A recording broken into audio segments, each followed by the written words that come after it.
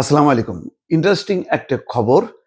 Iran এবং ইসরায়েলের মধ্যে যে যুদ্ধ তার ভিতরের খবর হচ্ছে এই যে ইসরায়েলের প্রধানমন্ত্রী বেনিয়ামিন নেতানিয়াহু নিজে যুদ্ধের সময় অর্থাৎ ইরান যখন একে হামলা করে তখন দুটি ঘটনা ঘটেছে। হয় তিনি বাংকারে লুকিয়েছিলেন অথবা তিনি বিমান যোগে গ্রিসের রাজধানী এথেন্সে পালিয়েছেন। এই পরিস্থিতি নিজে আত্মরক্ষা নিয়ে যখন ব্যস্ত তখন তিনি ইরানের বিরুদ্ধে তার দেশের জনগণকে বিদ্রোহের ডাক দিতে বলছে, অর্থাৎ নিজের দেশের জনগণকে বিদ্রোহ করতে বলছে ইরানের বিরুদ্ধে। খুবই ইন্টারেস্টিং ব্যাপার, অথচ নিজের যান বাঁচানো ফরজ মনে করে দৌড়দৌড়ি শুরু করছে। বাংকারের মধ্যে তিনি গেছেন এবং প্রতিরক্ষা মন্ত্রীকে নিয়ে গেছেন। এটি ইসরায়েলের গণমাধ্যমের খবর, যে দুটি সূত্র বলছে যে হয় তিনি বাংকারে লুকিয়েছিলেন অথবা পরিস্থিতি এমন ছিল যে তিনি বিমান যোগে দেশ ছেড়ে এথেন্সে চলে গেছেন। মার্কিন রাষ্ট্রদূত ইসরায়েলের তিনি 5 বার জায়গা বদল করেছে, দফায় দফায় বদলা করেছে, মানে কোথাও আর নিরাপদ জায়গা খুঁজে পাচ্ছিল না, এমন সাঁড়াশি আক্রমণ ছিল।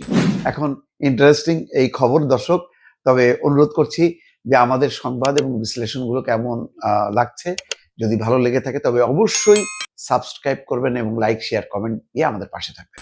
আসেন খবর যেটি প্রকাশিত হয়েছে, ইরানে ক্ষমতাসীন কট্টর ইসলামপন্থী শাসক গোষ্ঠীর বিরুদ্ধে দেশটির সাধারণ জনগণকে বিদ্রোহ করার আহ্বান জানিয়েছেন ইসরায়েলের প্রধানমন্ত্রী বেনিয়ামিন নেতানিয়াহু। অর্থাৎ বলছেন যে ইরানে যারা ক্ষমতায় আছে তাদের বিরুদ্ধে তোমরা বিদ্রোহ করো, কেন তারা মানে পাল্টা হামলা চালালো। অথচ ইসরায়েলের হামলায় বেসামরিক প্রায় 8-10টি ভবন ধ্বংস হয়েছে, 78 জন নিহত হয়েছে। 78 জনের মধ্যে অন্তত 50-60 জন 70 জন হলো বেসামরিক নাগরিক, তার মধ্যে নারী শিশু আছে। ওই সাধারণ জনগণকে তিনি আহ্বান জানাচ্ছেন যে ইরানের শাসকদের বিরুদ্ধে তোমরা বিদ্রোহ করো। সামাজিক যোগাযোগ মাধ্যম এক্সে পোস্টে করা এক বার্তায় এই আহ্বান জানিয়েছেন খবর সূত্র 8টি। ভিডিও বার্তায় নেতানিয়াহু বলেন, গত কয়েক দশক ধরে যে অশুভ এবং নিপীড়ক শাসক গোষ্ঠী আপনাদের ঘাড়ে চেপে বসে আছে তাদেরকে নামানোর সময় এসছে। আপনারা তাদের পতাকা এবং ঐতিহাসিক উত্তরাধিকারের ছায়াতলে আসুন। নিপীড়নবাদী শাসন থেকে মুক্তির জন্য ঐক্যবদ্ধ হন, আওয়াজ তুলুন। যে সুযোগ আপনাদের সামনে এসছে তাকে গ্রহণ করুন। যে সুযোগ এসছে, ইরানের জনগণের উপর হামলা চালায় সেই সুযোগ নিতে বলতেছে ইরানের জনগণকেই। কি তামাশা!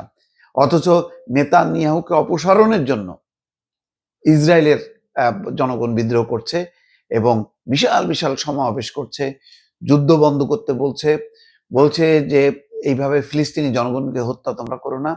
কিন্তু নেতানিয়াহু শুধুমাত্র তার যেই অপর দুই মন্ত্রী যাদের দলের উপর ভর করে সে ক্ষমতায় আছে তাদেরকে মানে মন জোগানোর জন্য হামলা করে যাচ্ছে এবং যাদেরকে যুক্তরাজ্য সহ 5টি দেশ, ইউরোপ এবং অস্ট্রেলিয়ার মোট 5টা দেশ রীতিমতো নিষেধাজ্ঞা দিয়েছে, ভিসা নিষেধাজ্ঞা দিয়েছে, তাদের সম্পদ জব্দ করছে, কারণ তারা কট্টরপন্থী এবং এই দুইজন নেতানিয়াহুকে আরো উস্কাচ্ছে যে হামলা করার জন্য।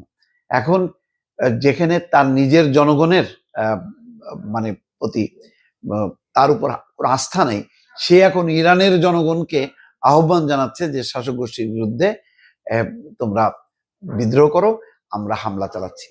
নেতানিয়াহু বলছেন, ইরানে আমরা যে সামরিক অভিযান শুরু করেছি তা সেখানকার জনগণের বিরুদ্ধে নয়।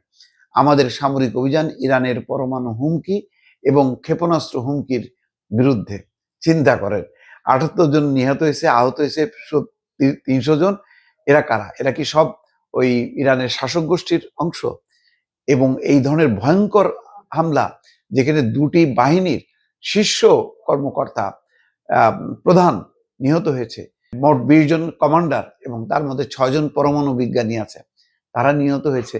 তাদেরকে নিহত করে বেসামরিক এলাকায় হামলা চালিয়ে এখন নেতানিয়াহু ইরানের জনগণকে উস্কানি দিচ্ছে যে তোমরা বিদ্রোহ করো, যেখানে তার নিজের জনগণ তাকে চায় না।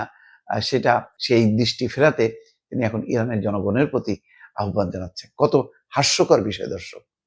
ভালো থাকবেন। আল্লাহ হাফেজ।